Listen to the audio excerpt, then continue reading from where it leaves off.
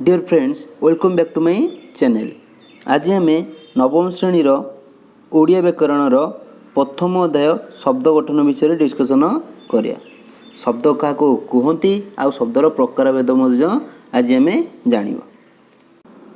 एक रे दुईटी वर्ण, दुई रे दुईटी वर्ण, तीन रे तीनोटी वर्ण, किंतु ट नठ आ रहड़ ये कौनसी अर्थ प्रकाश करू नहीं, यार कौनसी मीनिंग ही नहीं, तेणु एगुड़ी को आम शब्द बोली कहि परिबा नहीं।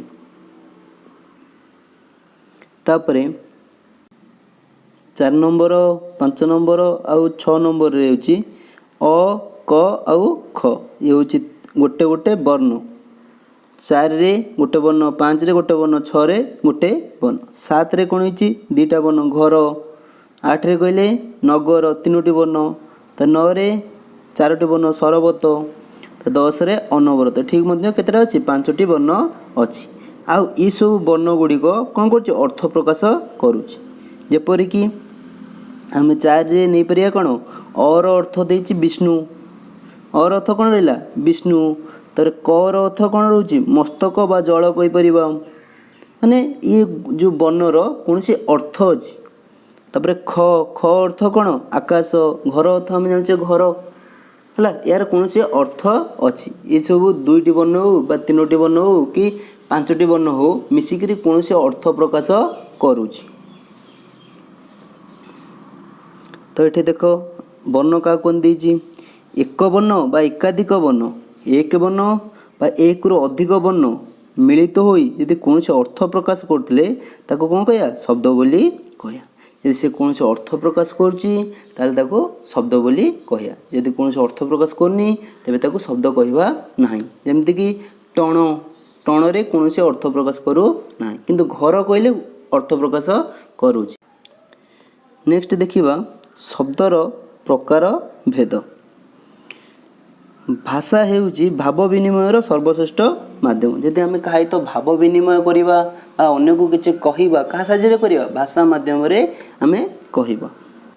शब्दपुंज हेउछंती ए भाषार अंग प्रत्यंग, यही मानू नहीं से निजर कलबर बुद्धि कर क्षम होता है। माने कौन सी आम भाषा बा कथबार्ता है बेलू को आम शब्दर व्यवहार दरकार पड़ता है। केत गुड़िया शब्द को नहीं आम भावर विनिमय करि था।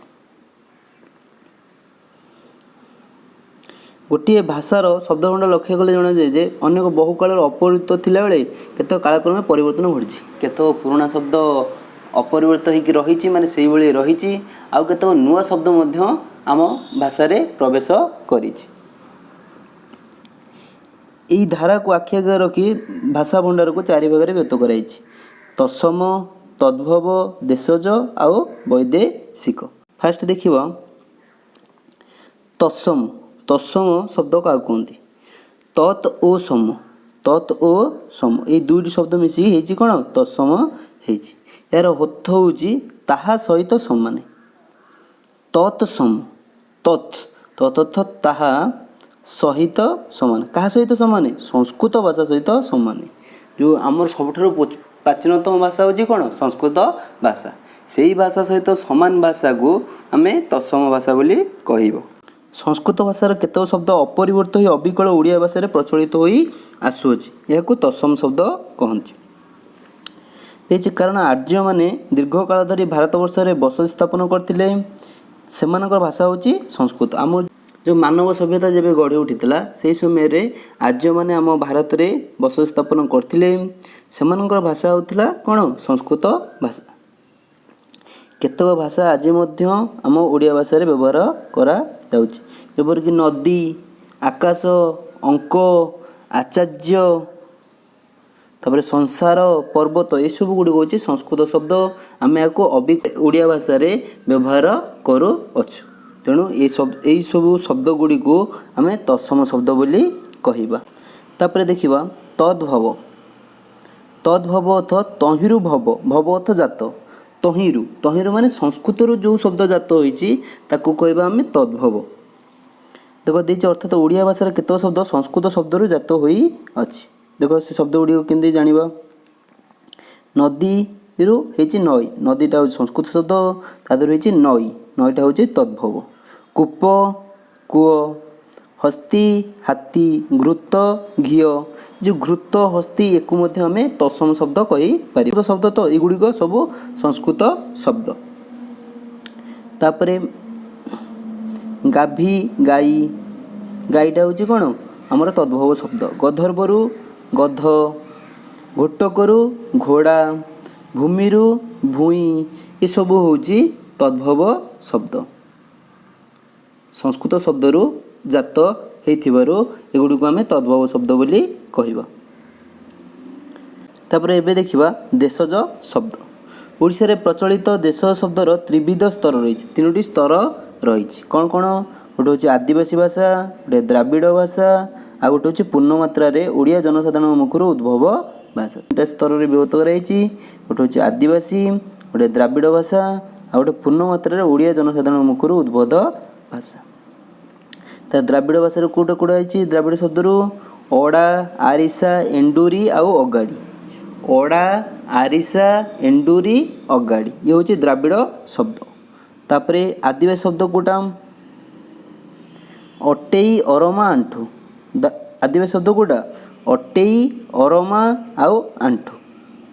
ତାପରେ ଓଡ଼ିଶାର ଜନସାଧାରଣଙ୍କ ମୁହଁରୁ ସୃଷ୍ଟ ଶବ୍ଦ ଗୁଡ଼ିକ କ'ଣ କ'ଣ? ଢିଙ୍କି, ଛାଞ୍ଚୁଣି, ଅଖାଡ଼ୁଆ, ଜନ୍ତାଳ, ଠେକରା, ଝୁମୁକା, ହାକୁଟି, ଏସବୁ ହେଉଛି ଜନସାଧାରଣଙ୍କ ମୁଖରୁ ସୃଷ୍ଟ ଭାଷା। ଆମ ରାଜ୍ୟରେ ଯେଉଁ ଭାଷା ଗୁଡ଼ିକ ବ୍ୟବହାର କରାଯାଇଛି ସେଗୁଡ଼ିକୁ ଆମେ ଦେଶ ଶବ୍ଦ ବୋଲି କହିବା। ତାପରେ ଦେଇଛି ବୈଦେଶିକ ଶବ୍ଦ। ବୈଦେଶିକ ମାନେ ବିଦେଶରୁ ଯେଉଁଟା ଆସିଛି, ବାହାର ଦେଶରୁ ଯେଉଁ ଭାଷା ଗୁଡ଼ିକ ଆମ ଭାଷାକୁ ଆସିଛି ତାକୁ ଆମେ କହିବା ବୈଦେଶିକ ଶବ୍ଦ। ବାଣିଜ୍ୟ ହେତୁ ହେଉ ନ ଶାସନ ସୂତ୍ରରେ ହେଉ କେତେକ ବାହାର ଦେଶର ପ୍ରଭାବ ଆମ ଦେଶ ଉପରେ ପଡ଼ିଥିଲା। ବାଣିଜ୍ୟ କରିବାକୁ ଆସନ୍ତୁ ନହେଲେ ଶାସନ କରିବାକୁ ଆସନ୍ତୁ, ଆମ ବାହାର ଦେଶର ଲୋକମାନଙ୍କର ପ୍ରଭାବ ଆମ ଦେଶରେ ପଡ଼ିଥିଲା। ସେହି ପ୍ରଭାବରେ ଭାଷା ମଧ୍ୟ ପ୍ରଭାବିତ ହେଲା। କେତେକ ବିଦେଶୀ ଶବ୍ଦ ଆମ ଭାଷା ଭିତରେ ମିଶିଗଲେ ସେସବୁ ଶବ୍ଦ ଗୁଡ଼ିକୁ ଆମେ କହିବା ବୈଦେଶିକ ଶବ୍ଦ। ଯେହେତୁ ବିଦେଶୀ ଶବ୍ଦ ଆମ ଭାଷାରେ ଆସି ମିଶିଯାଇଛି ତାକୁ କହିବା କ'ଣ? ବୈଦେଶିକ ଶବ୍ଦ, ବିଦେଶରୁ ଆସିଛି। ଫାର୍ଷ୍ଟ ଦେଖିବା ପର୍ତ୍ତୁଗୀଜ। ପର୍ତ୍ତୁଗୀଜରୁ ଆମକୁ କ'ଣ ହେଇଛି? ପର୍ତ୍ତୁଗୀଜ ମାନଙ୍କ ଠାରୁ ଆମେ ଦୁଇଟା ଭାଷା ଆସିଛି, ଗୋଟେ ହେଉଛି ଗିର୍ଜା ଆଉ ଗୋଟେ ହେଉଛି ପାଦ୍ରୀ। ଗୋଟେ ଗିର୍ଜା ଆଉ ଗୋଟେ ପାଦ୍ରୀ, ଇଏ ହେଉଛି ପର୍ତ୍ତୁଗୀଜ। ତାପରେ ଦୁଇରେ ଦେଇଛି ଜାବନିକ। ଯବନମାନଙ୍କ ଠାରୁ କେଉଁ କେଉଁ ଭାଷା ଆସିଅଛି? ଅକଲ, ଅଦାଲତ, ଆଇନା, ଇସ୍ତଫା, ଓକିଲ, ନଗଦ, ତହସିଲଦାର, ମୁଦାଲା, ମୁନିବ, ଏସବୁ ଶବ୍ଦ ଗୁଡ଼ିକ ଆମର ଜାବନିକ ଶବ୍ଦରୁ ଆସିଅଛି। ତାପରେ ପାରସିକ। ପାର୍ସିମାନଙ୍କ ଠାରୁ ଦେଖ କେଉଁ ଭାଷା ଆସିଅଛି? ଅଙ୍ଗୁରୁ, ଅବକାରୀ, ଖଜଣା, କରଜ, ଚଷମା, ସୁପାରିସି, ହୁସିଆର, ଏସବୁ ହେଉଛି ପାରସିକ ଶବ୍ଦ। ତାପରେ ଦେଖିବା ତୁର୍କୀରୁ କେଉଁ ଶବ୍ଦ ଆସିଅଛି? କଇଁଚି, କୁଲି, ଗାଲିଚା, ବନ୍ଧୁକ, ବାରୁଦ, ତୋପ, ଚପାତି, ଏସବୁ ଶବ୍ଦ ଗୁଡ଼ିକୁ ଆମର କେଉଁଥିରୁ ହେଇଛି? ତୁର୍କୀ ଶବ୍ଦରୁ ଆସିଅଛି। ତାପରେ ଦେଖିବା ଇଂରାଜୀ। ଇଂରାଜୀ ମାନେ ଆମକୁ ବହୁତ ବର୍ଷ ଧରି ଶାସନ କରିଥିଲେ। ସେମାନେ କେତେ ଶବ୍ଦ ଛାଡ଼ି ଯାଉଛନ୍ତି ହେଲା, ସେଇ ଶବ୍ଦ ଗୁଡ଼ିକୁ ଆମେ ଦୈନନ୍ଦିନ ଜୀବନରେ ଆମେ ତାକୁ ବ୍ୟବହାର କରୁଛୁ ବା ଡେଲି ଲାଇଫରେ ତାକୁ ଆମେ ୟୁଜ୍ କରୁଛୁ। ବହୁତ କ'ଣ?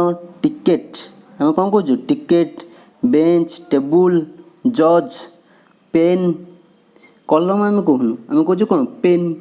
ତାପରେ ଇଞ୍ଜିନ୍, କଲେଜ, ଏସବୁ ଶବ୍ଦ ଗୁଡ଼ିକ ଆମର କ'ଣ? ଇଂରାଜୀ ଶବ୍ଦ। ଏସବୁ ଗୁଡ଼ିକ ଇଂରାଜୀ ଭାଷାରୁ ଆସିଅଛି, ତେଣୁକରି ୟାକୁ କହିବା ଆମେ ଇଂରାଜୀ ଶବ୍ଦ। ନେକ୍ସଟ କ୍ଲାସ୍ରେ ଆମେ ଶବ୍ଦର ରୂପ ବିଷୟରେ ଡିସ୍କସନ୍ କରିବା।